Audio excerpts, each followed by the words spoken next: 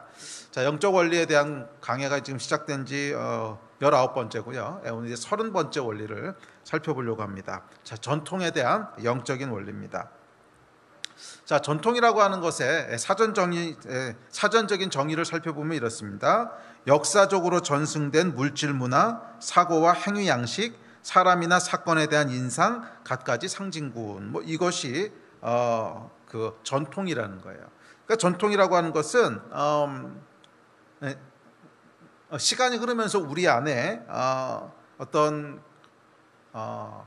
당연하다고 생각하는 어떤 행위들, 또는 당연하다고 생각하는 어떤 생각들, 당연하다고 생각하는 어떤 상징들, 또 꼭 그렇게 해야만 된다고 물려받아 왔던 어떤 전통적인 그 행사 또는 양식, 그런 것 전부 다 전통이라는 거죠. 자, 그래서 사회에도 교회에도 전통이 있을 뿐만 아니라 각 개인이나 우리가 모이는 셀에도 전통이 있습니다. 그렇죠? 사전적인 정의에 의하면 오랜 시간이 지나다 보면 그 안에 굳어졌다는 표현은 좀 그렇죠. 좋은 전통도 있으니까 그 안에가 형성된, 그래서 모든 사람이 그건 그냥 그렇게 하는 게 맞아, 또는 모든 사람이 따르는 어떤 방식 또는 따르는 어떤 양식, 예식, 예를 들어서 주일날이 되면 다 주일 예배를 드리러 교회로 모입니다. 이런 것도 전통이죠. 오랜 세월이 지나면서 주일날은 크리스천들은 다 같이 교회에 모여서 예배를 드려야 돼. 또 예배 드릴 때 보면 중간에 목사님이 나오셔서 말씀을 전하십니다. 예배에는 왜 꼭 말씀을 전해야 되는가? 종교개혁 때부터 쭉 이어져 온 어떤 전통이지요. 근데 이런 전통은 저희가 지키면 좋은 전통이라고 생각하기 때문에 깨지 않고 계속 지키는 것입니다. 자, 이렇듯이 긴 역사가 아니라도 셀 모임을 한 1년, 2년 하다 보면 그 안에 사람들이 가지게 되는 전통이 있죠. 우리 셀은 모이면 집에 가서 모여야 돼.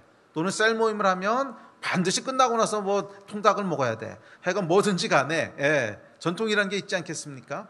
또 셀 모임뿐만이 아니라 가정에도 전통이 있습니다. 가정생활을 쭉쭉 하다 보고 자녀들이 태어나고 자녀들이 거기서 자라나고 하다 보면 그 집안에서는 당연히 지켜야 되는 어떤 전통이 있지 않습니까? 그러니까 예를 들면 귀가 시간은 10시까지로 해야 된다든지, 아니면 집안에서는 뛰어다니면 안 된다든지, 음식을 먹을 때 흘리면 안 된다든지, 이런 전통들이 있지요. 또 개인적으로도 전통이 있습니다. 근데 개인적인 전통은 보통 습관이라고 부르긴 하는데, 오랜 세월 지나다 보면 내가 당연하다고 생각하는 어떤 행동들, 습관들, 또 내 안에 있는 가치관들, 이런 것들도 다 전통하고 맞물려 있겠죠. 자, 그래서 전통이라고 하는 것은 뭐냐면 오랜 시간 반복하다 보니까 당연하다고 생각하게 되는, 당연하다고 하는 게 중요합니다. 당연하다고 생각하게 되는 어떤 행위 또는 방식, 어떤 의식, 또는 사고방식, 상징, 사람이나 사건에 대한 판단 기준, 이런 것들이 모두 전통에 해당하는 것들입니다. 자, 오늘 본문에 보시면 이 유대인들에게도 전통이 있었는데, 그것은 여자는 머리를 짧게 자르지 않고 길러야 된다는 것과, 또 공예배 때는 반드시 여자가 머리에 수건 같은 걸 이렇게 쓰고 왔어야 된다는 거예요. 그래서 오늘날도 가톨릭 미사 드릴 때 보면 이렇게 쓰고 나오잖아요. 그렇듯이 여자들은 반드시 머리를 길게 길러야 됐고, 또 긴 머리에다가 수건 같은 걸 이렇게 쓰고 공예배를 나왔다는 거예요. 자, 그런데 고린도 교회 안에서 이 전통을 가지고 논란이 일었습니다. 아니, 그리스도인들에겐 자유가 있는데 굳이 여자가 이런 거 꼭 쓰고 나와야 될 필요가 있나? 안 쓰고 나오면 안 되나? 이런 거 가지고 논쟁이 붙였던 것 같아요. 그런데 이 논쟁은 조금 더 본질적으로는 전통과 복음에 대한 논쟁이었습니다. 아니, 우리에게는 복음이 있는데 이 복음은 자유하게 하는 것이고 율법에 관한 것이 아닌데 굳이 반드시 여자는 이런 형태로 예배를 드려야 돼? 이런 것을 따라갈 필요가 있는 거야? 그런 복음 안에 있는 자유함과 율법 또는 전통과에 대한 그 전통을 따라야 되는 건가 하는 것에 대한 충돌이 있었습니다. 충돌이 있어서 이제 그 안에 이슈가 됐는데, 자, 결론부터 말씀드리면 바울은요 그 전통을 지키는 게 옳다고 얘기를 합니다. 바울은 그 전통을 지키는 게 옳다고 얘기를 해요. 11장 2절에 보면 이렇게 얘기하죠. 시작. 너희가 모든 일에 나를 기억하고 또 내가 너희에게 전하여 준 대로 그 전통을 너희가 지킴으로 너희를 칭찬하노라. 바울이 전통을 지킨다고 칭찬한다는 거예요. 그래서 모든 전통이 다 복음을 가로막고 방해하는 것은 아니란 사실을 알 수 있습니다. 성경에 보면 어떤 전통은요, 복음의 자유를 정말 가로막아요. 예. 우리가 지난주에 살펴봤던, 주일날 살펴봤던 이 율법, 그러니까 바리새인들과 서기관들로 대표되는 율법 같은 경우에는 복음의 생명을 어떤 하는 거, 하지 않는 거, 뭐 그런 율법적인 행위로 다 대체해 버리지요. 그렇게 함으로 말미암아 그 안에 있는 진짜 영적인 생명력들을 다 죽게 만드는 종교 또는 종교의 영. 그렇게 이 복음하고 충돌하는 율법이 있는가 하면 또 어떤 율법은요, 충돌하는 것이 아니라 오히려 그것을 지킴으로 유익이 되는 율법이 있다고 하는 것을 오늘 본문 말씀을 통해서 알게 됩니다. 그래서 이 모든 전통이나 의식이 다 영적인 것을 방해하는 것은 아니라는 거예요. 오히려 아무런 전통도 없고 아무런 의식도 없다면, 아무런 예식도 없다면, 그것은 아주 무질서한 난장판이 되지 않겠습니까? 그런데 영적이라고 하는 것은 무질서한 난장판은 아니거든요. 영이라고 하는 것은 질서를 따라가게 돼 있고 질서의 하나님이시지 그냥 무질서하게 아무거나 마음대로 하는 이런 것을 영적이라고 그러진 않습니다. 그리고 만약 이런 모든 형식과 모든 전통을 다 무의미하고 나쁜 것이라고 한다면 아마 우리 신앙생활하기 참 어려울 거예요. 주일날 모이는 시간도 정해놓으면 시간은 왜 정해놓냐, 아무 때나 편한 때 오면 되지, 이러면 우리가 어떻게 모임을 갖겠어요?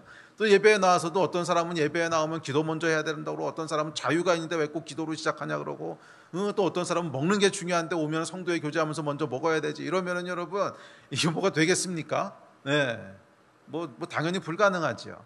그래서 모든 전통과 모든 어떤 예식, 의식들을 전부 다 종교야, 종교의 영이야, 그러고 파해버리면 사실은 우리 신앙생활을 할 수가 없게 됩니다. 그래서 그 중에 어떤 것들은 우리의 본질적인 복음과 충돌하는 것이 있는 반면 어떤 것들은 지키는 게 유익한 것들이 있다는 거예요. 지키는 게 유익한 것이 있다는 거예요. 자, 그래서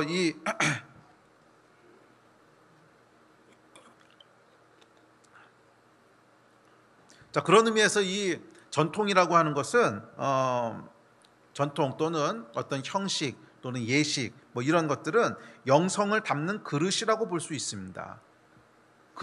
그러니까 그릇이 없으면 물을 담을 수 없지요. 아무리 물을 담으려고 다 흩어져 버리듯이 이 전통과 또는 어떤 예식이라고 하는 것들이 없으면 그 안에 아무것도 담을 수 없다는 거예요. 개인적으로도 마찬가지입니다. 매일 아침 일정한 시간에 일어나서 말씀과 기도를 하는 전통, 이 개인적인 전통을 습관이라고 했죠. 이런 개인적인 전통 또는 습관을 생각해 보십시오. 이것이 있어야 영성이 담기지, 그렇지 않고 아무런 이런 규율이 없어. 그래서 나는 그냥 일어나면 아무 때나 기도하고 싶을 때 기도하고 아무 때나 기도하기 싫으면 안 하고 자유로워. 그러면 여러분 이게 영적으로 그러니까 이 사람이 성장할 수 있을까요? 아니요. 적어도 제 경험에 의하면 불가능합니다. 제 경험에 의하면 반드시 사람은요, 딱 정해져 있는 어떤 영적인 포맷이 필요해요. 난 매일 아침 이 시간은 하나님과 함께 보내는 시간으로 떼어놓겠습니다. 그리고 그 시간 안에서 정말 하나님과 교제하려고 애쓸 때, 노력할 때 그 안에 영성이 담길 수 있지요. 그렇지 않고 모든 것은 자유로운 것인데, 복음 안에 자유가 있는데 그런 형식은 이건 율법이야. 그러니까 매일 아침 시간을 정해놓고 장소를 정해놓고 거기 나가서 기도하고 하는 것은 아주 율법적인 거야. 복음 안에는 자유가 있어. 이렇게 하는 사람 치고 여러분 제대로 영성을 유지하는 사람은 찾아본 적이 없어요. 반드시 우리 삶에는 어느 정도의 규율이 필요하다는 거예요. 자, 그런 의미에서 이 전통 또는 어떤 의식들은 영성을 담는 그릇이 될 때가 있습니다. 자, 그러나 동시에 이 바리새인과 서기관들의 율법에서 보듯이 전통은 때론 영을 대체하고 가로막는 방해물이 되는 것도 사실입니다. 자, 그렇다면 어떤 율법은 우리가 지켜야 될 율법이고 어떤 율법은 영을 가로막는 그런 방해물이 되는 전통일까요? 자, 이것은 그 전통이 어떤 전통이냐에 딸린 것이 아니에요. 많은 경우 거기 딸리지 않았습니다. 그럼 무엇에 딸렸느냐? 그 전통을 사람들이 어떻게 인식하느냐에 딸렸어요. 잘 따라오시기 바랍니다. 어떤 전통을 우리가 지켜야 되는 전통이고 어떤 전통은 영을 가로막는 전통일까 하는 것은 그 전통 자체에 선한 거, 악한 거가 내재되어 있는 것이 아니라 그 전통에 대해서 바라보는 사람들이, 그 전통을 따르는 사람들이 무엇이라고 인식하고 있느냐, 그 전통을 바라볼 때 무엇을 생각하고 그 전통을 행할 때 뭐라고 이해하고 그걸 행하느냐, 거기에 달려 있다는 거예요. 그것에 따라서 이제 어떤 전통은 뭐 지키고 따라가면 아주 도움이 되는 전통이 되기도 하고, 또 똑같은 전통인데 어떤 사람에게는 그것이 우리의 영을 오히려 죽이는 종교가 되기도 하고 그렇다는 거예요. 자, 예를 들어서 앞서 살펴봤던 고린도 교회에 여자가 머리에 수건 쓰는 문제를 생각해 봅시다. 이 초대교회 당시에 헬라 문화가 있었는데 그 문화는 뭐냐면, 여자들은요 머리를 짧게 자르거나 머리를 가리지 않은 여자는 매춘부밖에 없었어요. 그러니까 이런 상황에서 이 문화로 인해서 사람들의 인식은 수건을 쓰지 않은 여자, 그러면 적어도 정상적인 여자라고 생각은 안 하는 거야. 수건을 쓰지 않은 여자, 그러면 저 여자는 뭔가 좀 문제가 있는 여자야. 그러니까 매춘부든지 아니면 뭐 성적으로 좀 문제가 있는 여자든지 뭐 그렇다고 생각했다는 거예요. 이것이 그 당시에 수건을 쓰느냐 쓰지 않느냐 하는 것을 이해하는 인식이었어요, 사람들의. 자, 이 인식으로 인해서 공예배 때에 여자가 수건을 쓰지 않고 나오면 어떨까요? 그 모인 사람들이 수건을 쓰지 않은 여자를 딱 봤어. 그럼 뭐라고 인식할까요? 아니, 저 여자는 왜 저렇게 하고 교회를 나오는 거야? 이렇게 인식하지 않았겠어요? 저 여자는 도대체 왜 저렇게 하고 교회를 나오는 거야? 오늘날로 치면 이거 비슷한 거예요. 교회를 나왔는데, 아니, 저 여자는 왜 술집 여자처럼 하고 교회를 나왔어? 뭐 이거하고 비슷한 거야. 사람들의 인식이 그렇다는 거예요. 자, 그런데 시대가 바뀌고 그에 따라서 문화가 바뀝니다. 문화가 바뀌고 나면 그것을 바라보는 사람들의 인식도 바뀌죠. 그렇게 되면 뭐 긍정적이었던 뭐 전통도 방해가 되는 전통이 될 수도 있고, 또 반대로 뭐 방해가 되는 거였는데 나중에 문제가 되지도 않을 수 있고, 뭐 이렇게 된다는 거예요. 그래서 그 주변에 있는 사람들이 그 전통을 어떻게 인식하느냐에 따라서 결국 이것이 결정이 됩니다. 자, 수건 안 쓴 여자는 매춘부라고 하는 문화, 그 문화 아래서 인식은 예배 때 수건을 안 쓰는 것을 통해서 수건을 쓰는 것을 통해서, 초대교회 때는 사람들에게 수건 쓴 여자를 봤을 때 어떤 마음을 리마인드 하겠어요? 아, 그렇지. 적어도 우리가 하나님 앞에서는 거룩함을 유지해야 되는 거지. 그런 마음들을 리마인드 한단 말이에요. 그러니까 도움이 되겠어요, 안 되겠어요? 도움이 되지요. 적어도 하나님 앞에 나와서 수건 쓰고 온 사람들을 봤을 때, 또는 스스로 수건을 쓰는 것을 통해서, 맞아, 우리가 하나님 앞에서 깨끗함을 유지해야지, 거룩함을 유지해야지, 정숙해야지 하는 것을 리마인드하게 됩니다. 자, 그런데 시간이 많이 흘렀어요. 오늘날이 됐어요. 그런데 만약에 자매들이 수건을 쓰고 예배를 드리러 온다, 그럼 그걸 바라보는 사람들은 어떻게 인식을 할까요? 저 수건은 왜 쓴 거지? 아이, 몰라. 수건 안 쓰면 예배 못 들어오게 하니까 그냥 쓰게 하는 거지 뭐. 수건 안 쓰면 못 들어오게 하니까 쓰는 거지 뭐. 종교가 돼버린 거야. 수건 쓴 것을 통해서, 맞아, 정말 하나님 앞에서 우리 마음을 거룩하게 유지해야지 하는 그런 영적인 어떤 유익이 돌아가는 것이 아니라, 저 수건은 왜 쓴 거지? 아무리 생각해봐도 모르겠어. 근데 뭐 안 쓰면 애가 예배를 못 들어오게 왜? 할 수 없이 쓰자 뭐. 쓰는데 왜 쓰는지는 몰라. 생각하지 마. 원래 예배 들 때 그냥 써야 되는 거야. 그럼 여러분, 그게 뭐가 되는 거예요? 종교 행위가 되는 거죠. 왜 하는지는 몰라. 그런데 안 하면 안 된대. 그러니까 그냥 해. 이런 게 종교가 되는 거예요. 그래서 오히려 지금 문화에서는 머리에다 무엇을 쓰고 꼭 예배를 드려야 한다고 한다면 그거야말로 정말 종교가 돼버리는 겁니다. 왜 쓰는지 이유가 없잖아. 그걸 쓰는 것을 통해서 우리한테 무슨 영적인 유익이 있어요? 아무런 영적인 유익이 없지. 그리고 왜 쓴다고 어떻게 설명을 해요? 설명해도 사람들이 별로 이해할 수 있는 게 없어. 근데 왜 써야 되지? 몰라, 그거 안 쓰면 안 된대. 뭐예요?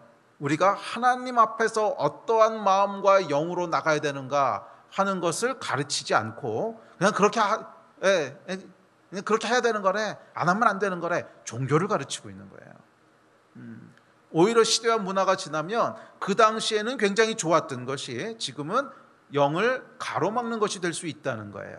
자, 이것은 무엇에 의해서 결정되는 거예요? 똑같이 수건을 쓰는 행위였지만 그 행위에 의해서 결정되는 것이 아니라 그 행위를 사람들이 어떻게 인식하느냐에 따라서 그 시대의 문화와 그 시대의 인식에 따라서 이제 바뀌는 거예요.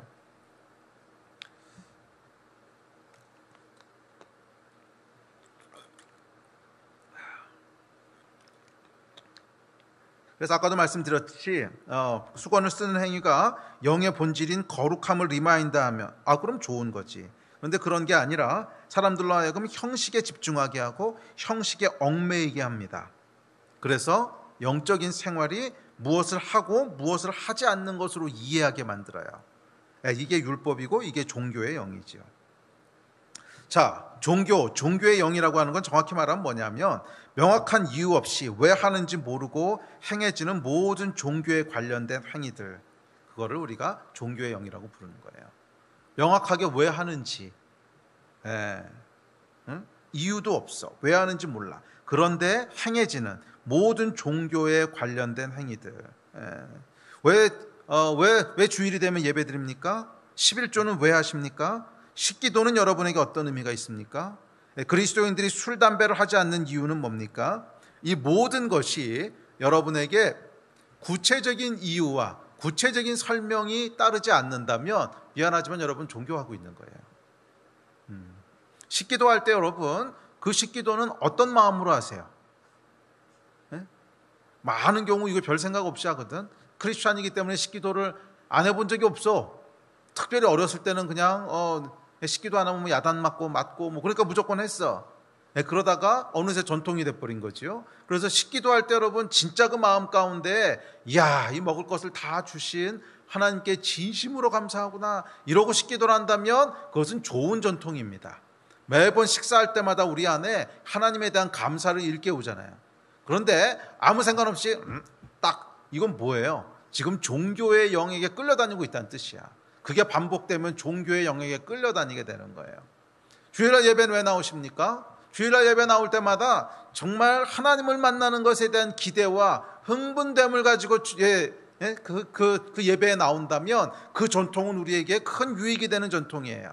그런데 그냥 모태신앙으로 엄마 따라서 계속 그냥 교회를 다녔어. 그래서 주일날 교회를 안 가면 뭔가 이상하고 허전해.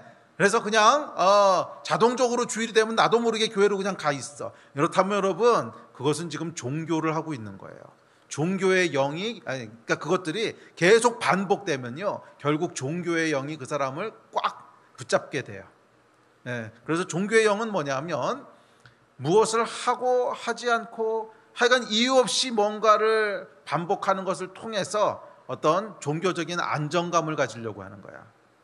아니요 여러분, 복음은 그런 것이 아닙니다. 복음은 살아계신 하나님과의, 살아계신 성령님과의 살아있는 인카운터지, 무엇을 하고 하지 않는 것을 통해서 심리적인 안정감을 갖는 게 아니에요. 종교가 있다면 여러분 벗어버리시고 살아있는 생명 앞으로 나오시게 되기를 주의 이름으로 축복하고 도전합니다. 그래서 어떻게 보면 이 인터넷 예배가요, 그러니까 코로나 사태를 통해서 하나님께서 이거를 점검하시는 것 같아요. 그 전까지는 우리가 너무 당연하게 생각하고 있었잖아. 뭐 주일 되면 예배 나오는 거고, 금요일에 예배 나오는 거고, 뭐 나오기 싫어도 뭐 그냥 안 나오면 안 되니까 나오고, 뭐 셀 모임도 당연한 거고, 기도실도 당연한 거고, 모든 게 당연했는데 어느 날 갑자기 하나님께서 코로나 바이러스라고 하는 걸 허락하셔서 모든 것이 다 스탑되게 되고 당연하다고 생각했던 것들을 할 수 없게 되니까 여러분 어떤 게 일어나세요? 그게 뭐였지 하는 생각을 한 번 더 해보게 되지 않습니까? 주일 예배라고 하는 건 나한테 도대체 뭐였지? 셀 모임이라고 하는 건 나한테는 어떤 의미였지? 기도실에서 우리가 기도한다고 하는 건 무슨 의미였지? 한 번 더 고민해 보게 되고, 또 각 가정마다 인터넷으로 예배 드리는 것을 통해서 습관적이고 의미 없이 예배 드리던 사람들은요 아마 예배 안 드릴 거야. 그런데 그 예배 안 드려도 뭐 아무도 주변에서 뭐라 그럴 사람도 없잖아. 일부러 찾아서 이것을 켜고 예배를 드리고 그래야만 주님 앞에 나올 수 있게 되잖아요.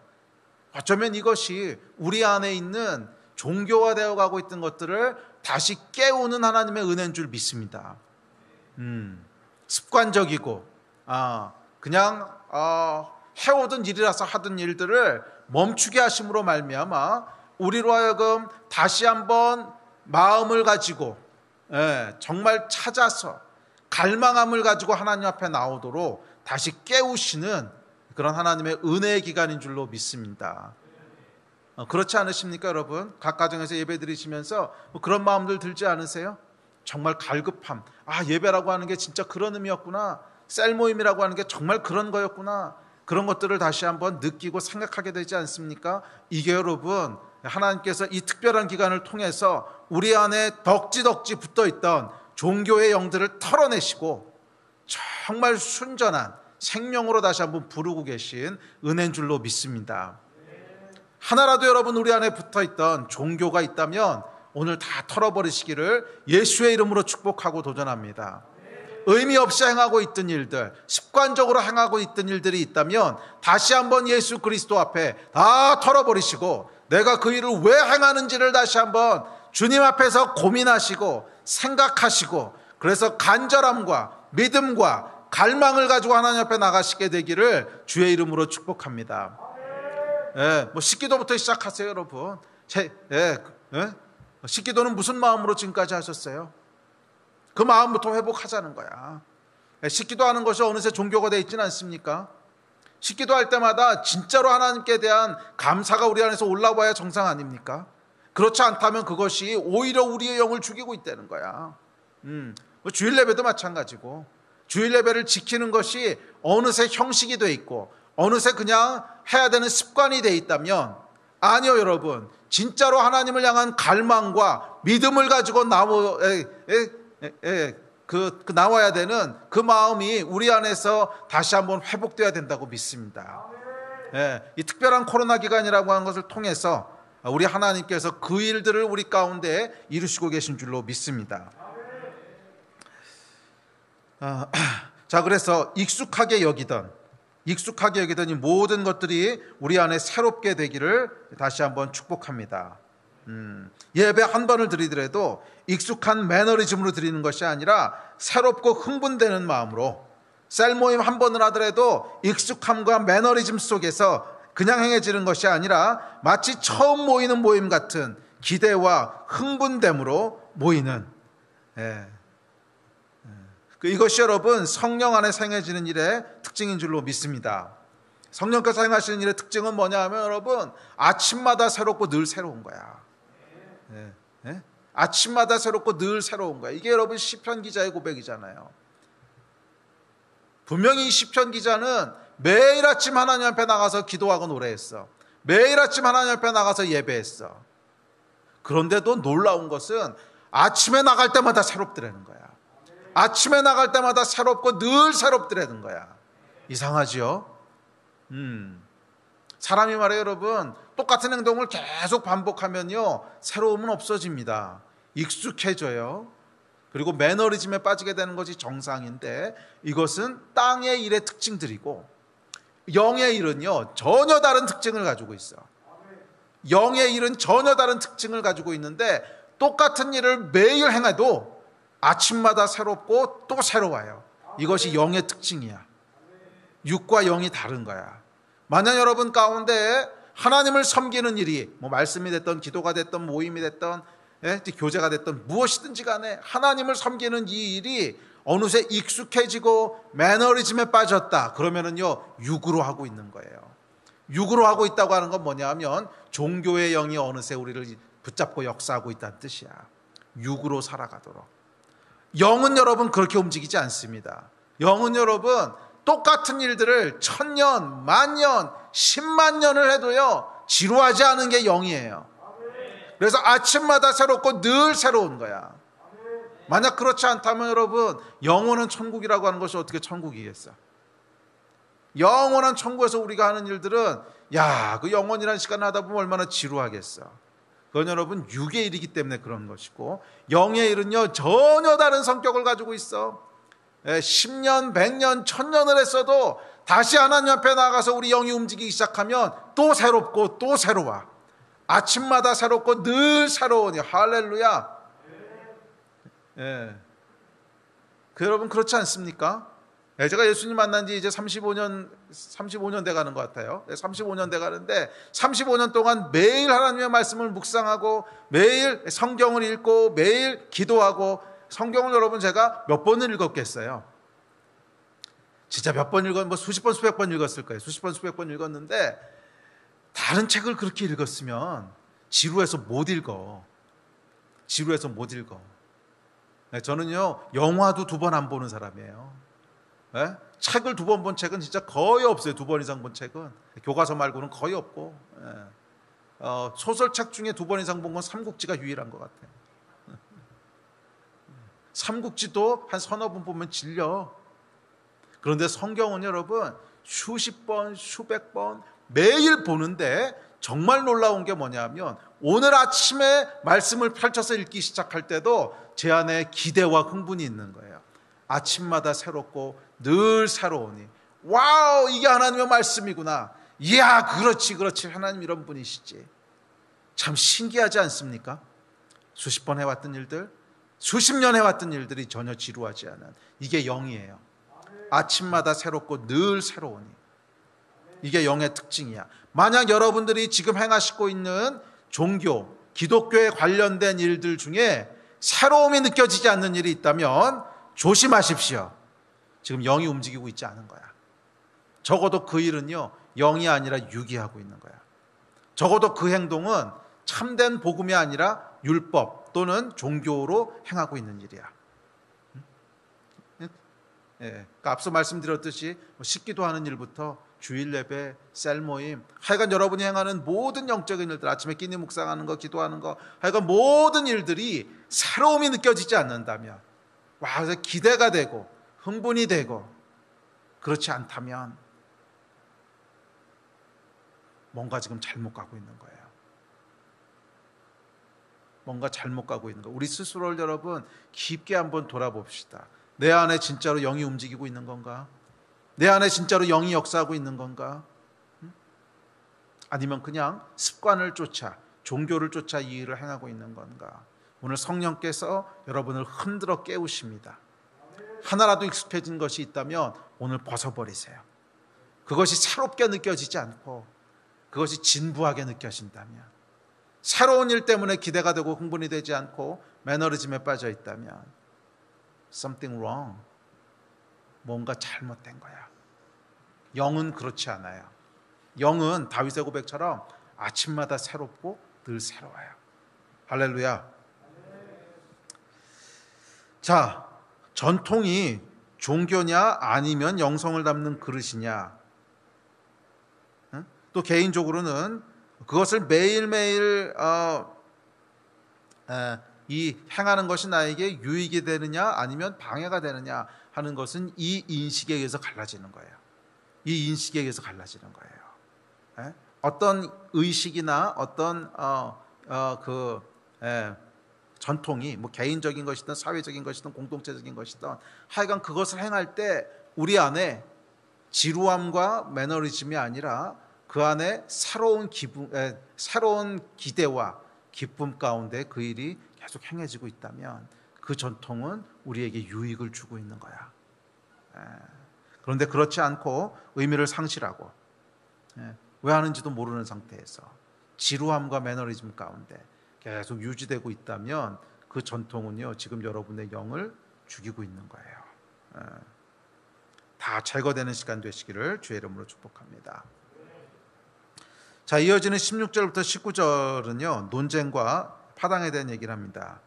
자, 개인적인 차원을 넘어서 우리 시대 교회 안에서 지켜야 할 전통과 바꿔야 될 전통은 뭘까? 분명히 우리 안에도 뭐 개인적으로 뿐만 아니라 어떤 사회적이고 문화적으로 이 안에서 지키는 게 유익한 전통도 있을 것이고 어떤 것은 지키는 게 해로운 전통도 분명히 있을 거예요. 그런데 문제는 뭐냐면 지금 이 시대가 너무 빨리 변한다는 거야. 너무 빨리 변해서요, 우리 윗세대랑 아랫세대 사이에 인식이 다 달라. 똑같은 어떤 일을 보고도 윗세대 분들은 거기에 대해서 굉장히 감격하고 막 좋아하고 마음이 움직이고 그러는데 우리 다음 세대는 그거 왜 하는 거지? 전혀 이해가 안 돼. 뭐 이러는 것도 있고, 또 반대로 젊은 세대들 가운데는 정말 그 마음을 막 움직이고 정말 하나님에 대한 열정을 불러일으키는데 나이 든 분들이 이렇게 볼 때는 쟤네 뭐 하는 거지 저게? 도무지 이해할 수 없는 것들도 있고. 예. 그래서 뭐가 생기냐면 논쟁과 파당이 생긴다는 거예요. 그런데 사도 바울은 뭐라 그러냐면 그거는 옳지 않다는 거야. 그래서 우리 세대에 참 필요한 것은 뭐냐면 존중이에요. 존중. 응? 존중이에요. 예. 고기를 먹는 자도 주를 위해서 먹고 먹지 않는 자도 주를 위해서 먹지 않는다 그랬잖아. 나를 특별하게 지키는 자도 주를 위해서 지키고 모든 나를 다 똑같이 여기는 자도 주를 위해서 그렇게 한다는 거예요. 존중하는 것이 필요해요. 특별히 부모 세대를 존중하고 또 자녀들을 이해하는 이 존중이 어떻게 보면 전통보다도 훨씬 더 중요한 것 같아요. 성경에서 그 얘기를 하고 있습니다. 우리 안에 전통에 대해서 이건 절대로 해야 돼, 절대로 하지 말아야 돼 그렇게 규정 짓기보다 그것을 그 사람이 왜 하고 있는가, 왜 하지 않고 있는가, 뭐 죄에 대한 얘기를 하는 것이 아닙니다. 전통이라고 하는 것은 과거에 좋았던 것인데 지금 하고 있는 걸 얘기하는 것이지 뭐 죄 짓는 거를 전통이라고 얘기하면 그거 완전히 다른 얘기예요. 네, 과거에 좋았던 건데 지금은 그 의미를 잃어버려서 그냥 습관적으로 하고 있는 걸 전통이라고 하죠. 그런데 어떤 사람은 그 의미를 안 잃어버렸을 수도 있거든. 또 반대로 어떤 사람은 그거 하면 아무런 그런 도전도 못 느낄 수 있고 그런 것들을 존중하는 문화가 교회 안에 참 필요하다고 믿습니다. 자, 31번째 원리로 넘어갑시다. 자, 이런 전통에 대한 이해 속에서 계속 이어서 사도 바울이 하고 있는 것이 이제 성만찬에 대한 겁니다. 그럼 이 성만찬이라고 하는 전통을 어떻게 이해하고 적용할 것인가 하는 구체적인 이야기로 이제 들어갑니다. 자, 이 성찬에 대한 고린도전서 11장의 이 가르침이 이제 세 가지가 있는데 첫 번째는 뭐냐면 이 성만찬은요 모든 시대 모든 문화 속에서 지켜야 될 전통이라는 거예요. 그러니까 앞서 살펴봤던 머리를 기르고 머리에 수건을 쓰고 하는 것은 모든 시대 모든 문화 속에서 지켜야 될 전통은 아니지요. 그 당시에 그 여인들이 수건을 쓰지 않은 여인은 매춘부라고 하는 인식 때문에 생겼던 것이지 뭐 그런 인식이 없어진 시대나 문화에서는 그렇게 특별히 필요한 어떤 전통은 아니라는 거예요. 그에 비해서 성만찬이라고 하는 것은 시대와 세대를 불문하고 다 같이 지키기를 권면하는 이제 그런 전통이라는 거예요. 전통에 대해서 이렇게 얘기합니다. 26절에 보면 시작. 너희가 이 떡을 먹으며 이 잔을 마실 때마다 주의 죽으심을 그가 오실 때까지 전하는 것이니라. 그러니까 주님 오실 때까지 이거 하라는 거거든. 주님 오실 때까지 하라는 거예요. 이런 전통은 몇 개 없어요. 성경에서는 저희는 두 가지가 이런 끝까지 지켜야 될 전통이라고 믿는데 하나가 침례고 또 하나가 성만찬이죠. 이 두 개 말고는 문화와 시대에 관계없이 끝까지 지키라고 얘기한 명령 없어요. 이 두 가지밖에 없어요. 근데 그 중에 하나가 성만찬인데 이 성만찬을 끝까지 지켜야 되는 이유는 뭐냐면 먹고 마시는 이 행위는요 시대와 문화와 별 상관이 없다는 거야. 먹고 마시는 것이 의미하고 상징하는 것은요 시대나 문화가 바뀌어도 별로 달라지지 않는다는 거야. 그렇지 않습니까? 먹는 거 마시는 거에 대해서 시대가 지난다고 해서 전혀 다른 의미를 부여하거나 그거를 전혀 다른 방식으로 이해하게 되거나 이렇지 않다는 거지. 그냥 인간에게 먹는 거 마시는 거는요 항상 거의 똑같은 어떤 의미를 갖는다는 거예요. 어떤 시대나 어떤 문화든지 그렇지 않습니까? 그러니까 인간의 기본적인 필요를 채우기 위한 것이고 또 먹는 것을 통해서 우리의 생명이 유지되고 또 그것을 통해서 우리 안에 기쁨을 주고 뭐 그런 의미들이요 어느 시대 어느 문화든지 간에 거의 바뀌지 않습니다. 이 먹는 것을 여러분 막 죄악시하는 문화 이런 문화는 없죠. 무엇인가를 먹는 것을 죽음의 상징으로 본다 이런 문화도 없습니다. 먹는 건 다 생명을 유지하기 위한 생명의 상징으로 보지. 자, 그런 이유 때문에 이 성만찬이라고 하는 것은 문화나 시대에 거의 영향을 받지 않는다는 거예요. 거의 영향을 받지 않는다는 거예요. 자, 그렇다면 이 성만찬이 의미하고 있는 내용은 뭘까요? 24절 25절이 성만찬의 의미를 이렇게 얘기합니다. 24절 25절 읽어봅시다. 시작. 축사하시고 떼어 이르시되 이것은 너희를 위하는 내 몸이니 이것을 행하여 나를 기념하라 하시고 식후에 또한 그와 같이 잔을 가지시고 이르시되 이 잔은 내 피로 세운 새 언약이니 이것을 행하여 마실 때마다 나를 기념하라 하셨으니. 자, 성만찬의 의미는요, 기념하는 거예요. 기념. 기념한다라고 하는 것에 그 히브리 원어를 보면 기억하고 지킨다 이런 뜻이에요. 기억해서 지킨다 이런 뜻인데, 무엇을 기억하고 지키는 것입니까? 두 가지를 기억하고 지키라 그러는데, 첫째는 떡을 떼면서 이는 내 몸이니 이렇게 말씀하셨어요. 즉 떡은 무엇을 상징하는 거냐 하면 예수께서 십자가에서 몸을 찢으심으로 너희를 구원한 것, 그것을 기억하고 지키라는 거야. 그거는 잊어버리면 안 된다는 거야. 왜? 우리의 구원에 대한 거니까. 이해가 되십니까? 네. 내가 너희를 위해서 십자가에서 내 몸을 찢었어. 그래서 너희에게 생명을 주는 거야. 그래서 떡을 떼서 우리가 먹을 때 예수 그리스도께서 그 몸을 찢으심으로 나에게 생명을 주셨구나. 이 먹는다고 하는 건 항상 어떤 분야나 뭐에 관계된 거야? 생명에 관계된 거지. 예? 먹지 않으면 죽으니까 생명을 주셨구나 하는 것을 리마인드하라는 거예요. 기억하고 지키라는 거야. 네. 두 번째는 뭐를 기억하라는 거예요? 잔을 가지고 이르시되 내 피로 세운 새 언약이니 그러셨어요.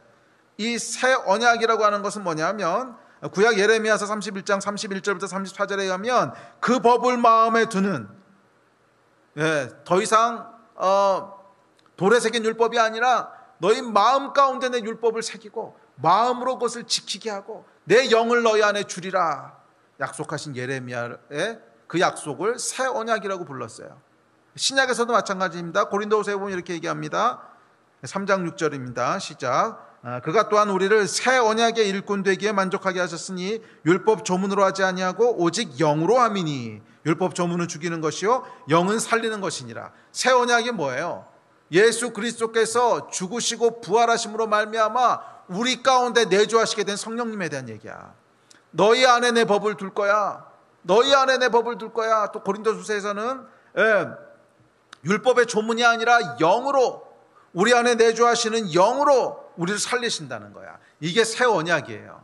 그래서 잔이 상징하고 있는 건 뭐냐면 예수 그리스도의 피를 상징하는데, 그것을 마심으로 말미암아, 그렇지, 성령께서 지금 내 안에 거하시고 계시지, 이 잔을 내가 마시면 그 포도주가 내 안에 거하게 되시시 성령께서 예수의 흘린 피로 말미암아 내 안에 거하시게 되는 거지. 이 새 언약을 기억하라는 거야. 이 두 가지가 여러분 성찬에 담긴 의미라는 거예요. 예수 그리스도께서 그 몸을 찢기심으로 우리를 구원하신 십자가를 기억하고 지키고, 또한 새 언약, 그 죽으신 보혈로 말미암아 우리 안에 내주하시게 된, 우리 안에 거하시는 성령님, 그분을 기억하고 지키라는 거예요. 그것이 성만찬의 의미입니다. 그것을 기념하라는 거예요. 기억하고 계속 지켜나가라는 거예요. 자, 성만찬은 여러분 이에 대한 올바른 인식 속에서 행해져야 됩니다. 그래서 27절, 28절, 29절은 거기에 대한 것을 경고하고 있습니다. 올바른 인식을 가지고 성만찬을 행해야 된다는 거예요. 이렇게 얘기합니다. 시작. 그러므로 누구든지 주의 떡이나 잔을 합당하지 않게 먹고 마시는 자는 주의 몸과 피에 대해 죄를 짓는 것이니라. 사람이 자기를 살피고 그 후에야 이 떡을 먹고 이 잔을 마실지니 주의 몸을 분별하지 못하고 먹고 마시는 자는 자기의 죄를 먹고 마시는 것이니라. 자, 이게 말을 이상하게 썼지만 그 얘기예요. 성만찬에 대한 올바른 이해를 가지고 참여해야 된다는 거야. 올바른 반응을 가지고 참여해야 된다는 거야. 그러니까 이것을 그냥 단순히 그리스도인들 가운데 행하는 종교 행위로 이해한다거나, 아니요, 그러면 안 되고 성만찬에 대한 올바른 이해, 그 앞에서 뭐라 그랬어요? 예수 그리스도의 십자가와 내 안에 내주하시는 성령님, 그것에 대한 기대를 가지고, 그것에 대한 믿음을 가지고, 새로움을 가지고 기억하고 지키는, 이것을 가지고 성만찬에 임해야지, 그렇지 않고 잘못된 이해 또는 아무런 생각 없이 그냥 성만찬에 임하면 안 된다는 거예요. 죄를 짓는 거라는 거예요. 그리고 이어지는 30절에서는 그 결과를 이렇게 얘기합니다. 시작. 그러므로 너희 중에 약한 자와 병든 자가 많고 잠자는 자도 적지 아니하니. 제가 이 말씀을 묵상하다가요, 정신이 번쩍 들었어요. 이게 도대체 무슨 말이지? 가만히 있어봐. 그러면 성만찬을 똑바로 시행하면 약한 자, 병든 자, 잠자는 자가 없다는 뜻이잖아. 그런 얘기잖아요. 지금 성만찬을 잘못된 태도를 가지고 해서 그 결과 너희 중에 약한 자와 병든 자와 잠자는 자가 많도다, 이렇게 말씀하셨단 말이에요. 제가 예전에 읽을 때는 뭐 이건 그냥 심각하게 안 읽고 이렇게 지나갔어. 근데 요번에 이 말씀을 묵상하면서는요, 성령께서 제 안에 이렇게 탁 치시는 게 있었어요. 감독님, 이게 무슨 얘기야? 그러면 성만찬을 종교로 대하지 않고 그냥 뭐 교회에서는 때가 되면 한 번씩 해야 되는 거, 이렇게 이해하지 않고 진짜로 그 안에 영을 가지고 우리가 성만찬이라고 하는 전통을 지키면, 진짜 영을 가지고 지키면 약한 자, 병든 자, 잠자는 자가 없다는 뜻이잖아요. 성만찬에 영적인 능력이 있다는 거잖아. 약한 자를 회복시키는 능력, 병든 자를 치료하는 능력, 잠자는 자를 깨우는, 영적으로 각성하는 능력, 그 능력이 있다는 거잖아. 왜 그렇죠? 십자가에서 우리의 모든 죄와 저주를 담당하셨으니까. 그거를 진짜 믿음으로 대하면서 성만찬을 하면 당연히 그 믿음이 역사하는 거 아니야? 이제 아나요? 또 내 안에 성령께서 계시다고 하는 것을 진짜 우리가 믿고 인식함으로, 성만찬을 행할 때 그걸 기억하는 게 우리의 목적이라는 거잖아. 성만찬을 행할 때는 그것을 인식하고 기억하는 게 목적이야. 기억하고 지키라, 기념하라.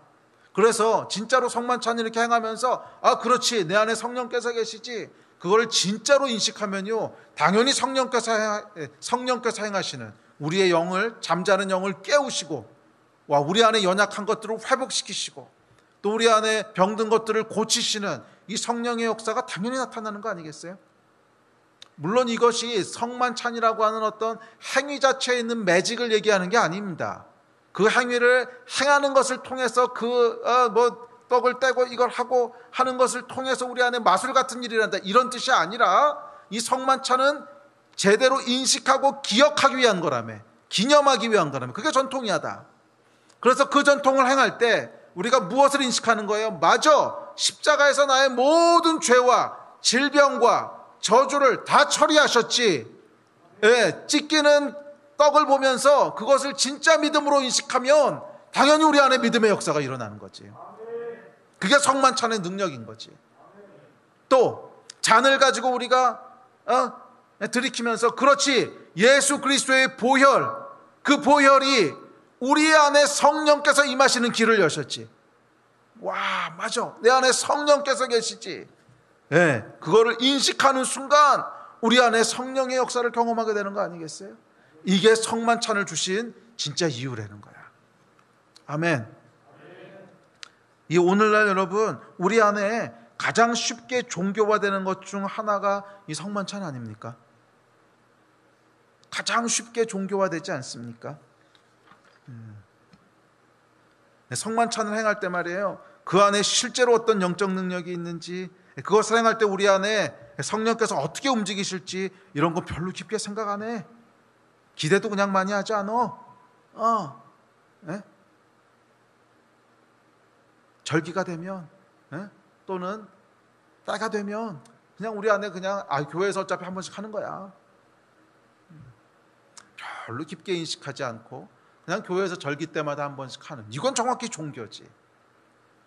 이렇게 성만찬 행하면 안 되는 거잖아요. 이렇게 행하면 안 되는 거잖아. 근데 너무나 쉽게 우리 안에 종교가 돼버려. 근데 성경은 그렇게 얘기하지 않아요. 성만찬은 단순한 종교 의식이 아니라는 거야.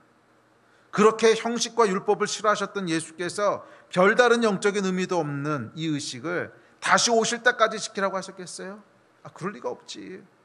성만찬은 여러분, 치유와 회복과 영적 각성의 능력이 있습니다. 약한 자를 회복하고, 병든 자를 고치고, 잠자는 자를 깨우는, 할렐루야. 이 성만찬은 여러분, 우리가 어떤 인식을 가지고 무엇을 기억하느냐, 그 성만찬을 행할 때 무엇을 기억하고 무엇을 인식하느냐에 따라서 놀라운 영적인 능력을 경험하게 하는 귀한 전통이 될 수 있어요. 아니면 반대로 아무런 의미 없이 절기 때가 되면 한 번씩 행하는 종교 행위가 될 수도 있어요. 이것은 저와 여러분의 선택이에요. 성만찬 자체에 내재되어 있는 어떤 마술이 아니라 저와 여러분의 선택이에요. 오늘 우리가 성찬을 행할 겁니다. 비록 인터넷으로 우리가 흩어져 있긴 하지만 그럼에도 불구하고 이것을 행할 텐데 여러분의 선택이에요. 떡을 떼고 잔을 드실 때 어떤 믿음과 어떤 마음으로 그 전통을 행할 것인가, 그것에 의해서 이 전통이 여러분에게 무엇이 될 건가가 결정될 거예요.